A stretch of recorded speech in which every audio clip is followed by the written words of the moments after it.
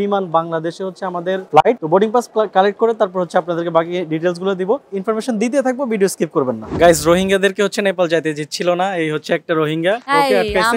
আমার রেফারেন্স ছাড়া তোমাকে যাইতে দেয় না, আমার রেফারেন্স জিজ্ঞাসা করছে। না, এটা হচ্ছে সিকিউরিটির জন্য জিজ্ঞেস করছে, সে ভাবছে যে আমি একা কিনা, কারণ একা মেয়ে ট্রাভেল করব। আমি রোহিঙ্গা তোমাকে জিজ্ঞেস করছে, আমার রেফারেন্সে দুইজনকে ছাড়ছে, আমার রেফারেন্সে। যাই হোক, আমাদের ইমিগ্রেশন ভালোই স্মুথ ছিল, শুধু এদের দুইজনকে আটকাইছে, আমাকে কিছুই বলে নাই। এখন আমরা ইমিগ্রেশন প্রশ্ন করা হয়েছে, ওকে জিজ্ঞেস করছে যে আপনি রেসপন্সিবল সবকিছুর জন্য, আমাদের যদি কোনো সমস্যা হয় নেপাল যায় তাহলে সব দোষ ওর। যাই হোক, ইমিগ্রেশন ক্রস করে ফেলছি, এখন হচ্ছে আমরা আমাদের যে গেট আছে ওই গেটের দিকে যাব। গেটে পরে যাব, আগে খাবো, চল, অনেক ক্ষুধা লাগছে। নেপাল না যাইতে আমার ভাঙানো খসানোর চিন্তা ভাবনা চলতেছে এখানে। আমি অনেক খাই। গাইস চলেন, আর দেরি করা যাবে না, লেটস গো।